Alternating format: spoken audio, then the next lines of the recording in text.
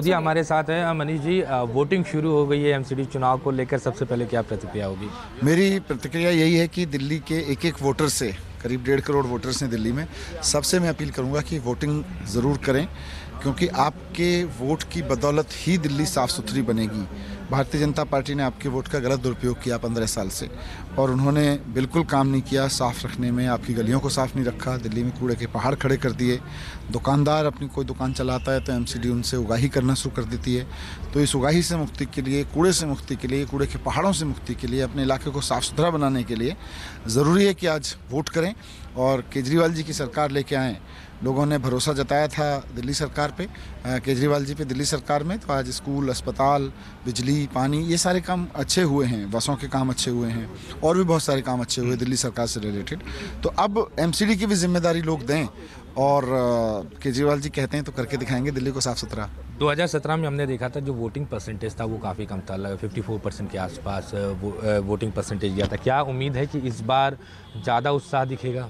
इस बार मौसम भी अच्छा है और लोगों को लग भी रहा है कि एमसीडी का चुनाव का मतलब है साफ़ सुथरा करने वाली, कूड़ा उठाने वाली सरकार।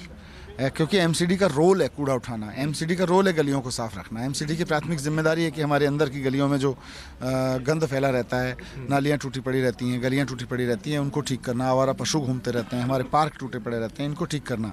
तो एमसीडी का रोल जनता समझ रही है, और इस बार एमसीडी के रोल पे, एमसीडी में भारतीय जनता पार्टी के फेलियर को देखते हुए वोट करेगी। आप लोग पूरे चुनाव में हमने देखा कि कूड़े को मुद्दा बनाया, और फिर आखिरी वक्त पर आपने मिनी पार्षद का एक नया वो आपने रखा कि एक पावर दिया जाएगा आरडब्ल्यूएस को, उनको एक मिनी पार्षद के तौर पर। तो क्या ये मुद्दे आपको लगता है चुनाव में काम कर रहे हैं, या क्योंकि बीजेपी की तरफ से हम लगातार देख रहे थे भ्रष्टाचार को मुद्दा बना रहे थे, हर दिन कोई ना कोई वीडियो सामने आ रहा था? देखिए, एमसीडी का मेन काम ही कूड़ा उठाना है, गलियों को साफ़ रखना है, गलियों की व्यवस्था करना है।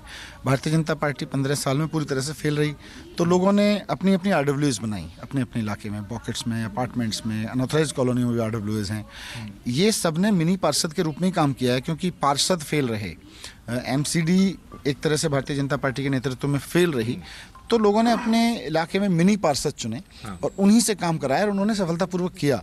तो अब केजरीवाल जी की सरकार एमसीडी में आ रही है, तो इन सबको मिनी पार्षद के रूप में आगे बढ़ाया जाएगा। जो ये पिछले 10-15 साल से जब भाजपा कुछ नहीं कर पा रही थी, तो ये मिनी पार्षद ही काम कर रहे थे। इन्हीं मिनी पार्षद को कानूनी वैधता देते हुए आगे बढ़ाया जाएगा। हमने देखा कि बीजेपी काफ़ी एग्रेसिव चुनाव लड़ रही थी और कांग्रेस बहुत कम दिख रही थी, तो क्या लग रहा है कि मुकाबला किससे हो रहा है? नहीं, मुकाबले में तो देखो बीजेपी भी नहीं टिक पाई, क्योंकि जनता ने पूछा भाई 15 साल से कूड़ा साफ करना आपकी जिम्मेदारी थी, क्या क्यों नहीं?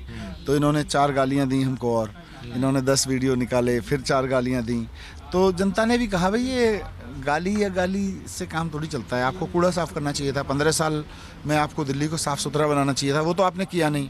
इन लोगों को जो जिम्मेदारी दी, इन्होंने स्कूल ठीक कर दिए, अस्पताल ठीक कर दिए, बिजली 24 घंटे कर दी।